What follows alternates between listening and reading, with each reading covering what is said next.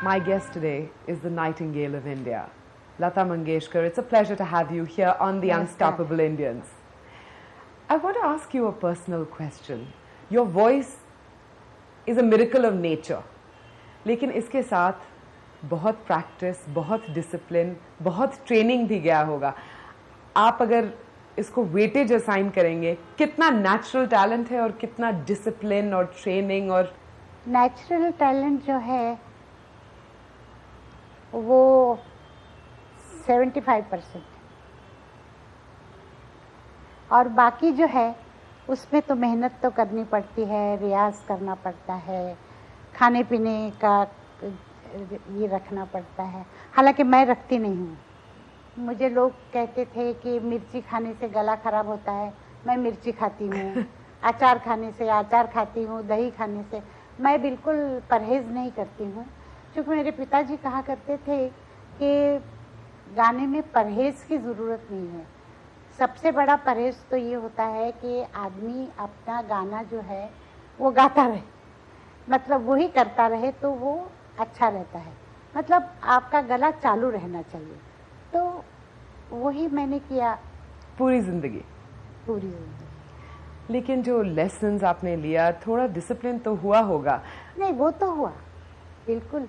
और मैंने अमान अली खां भिंडी बाज़ार वाले थे, उनका गंडा बांधा था और मैं उनसे सीखती थी, रियाज करती थी घर में. और काफ़ी मतलब डिसिप्लिन तो यही होता था कि मैं खुद ही खाने पीने पे अपने थोड़ा रोक लगाती थी.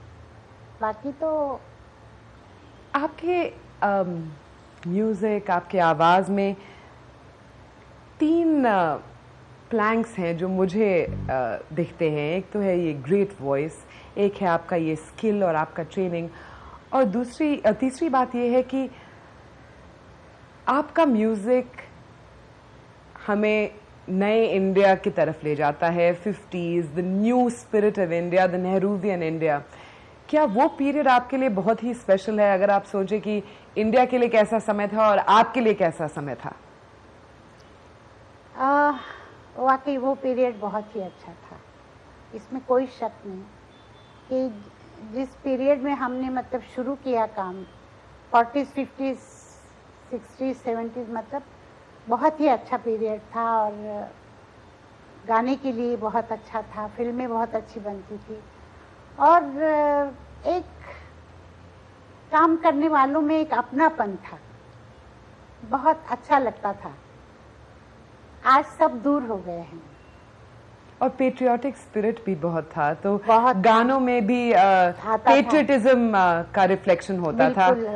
और आपके लिए वैसे सॉन्ग्स तो स्पेशल होते होंगे. जी हाँ, मुझे बहुत अच्छा लगता था और मैं गाती भी थी.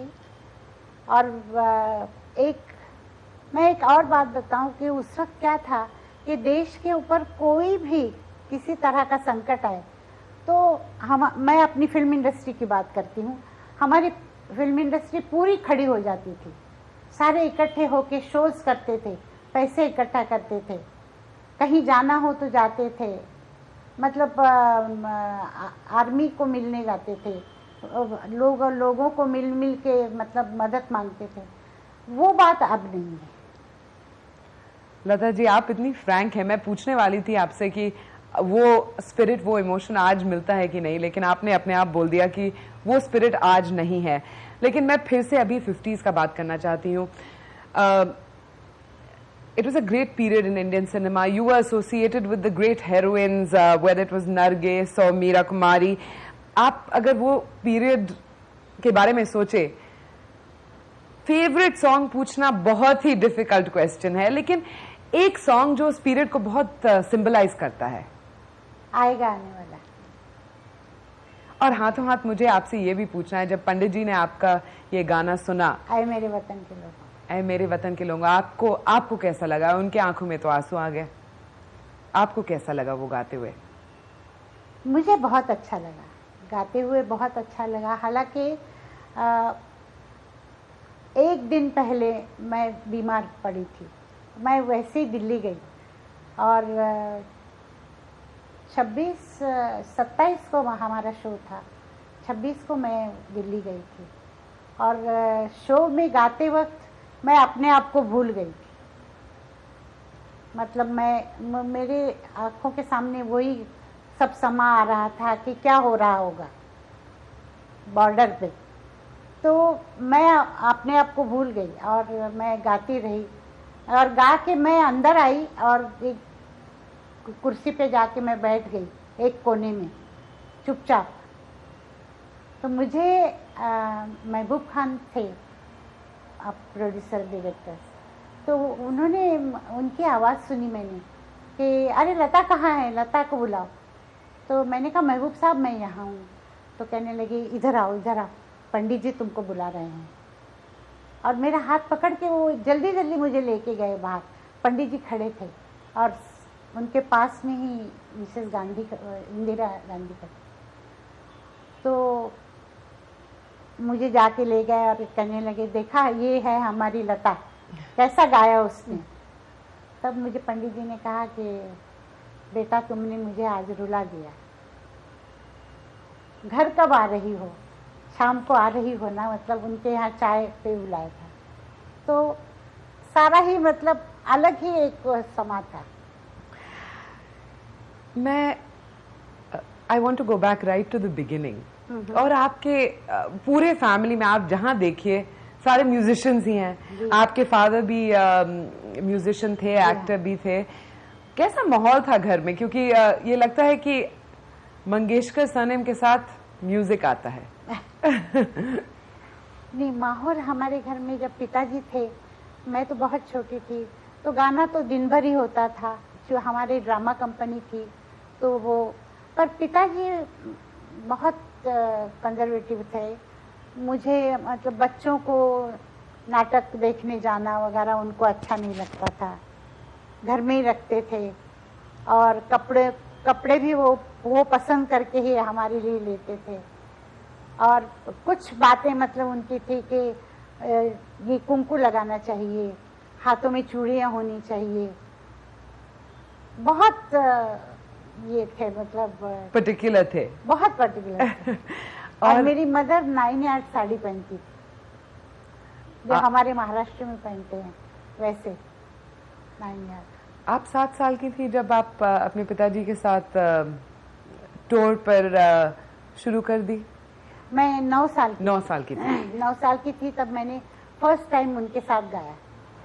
और थोड़ा ब्रश हुआ आपका एक्टिंग के साथ, लेकिन प्लेबैक सिंगिंग आपकी जिंदगी में आया जब आप करीब 12-13 साल की थी। वो एक्सपीरियंस कैसे हुआ?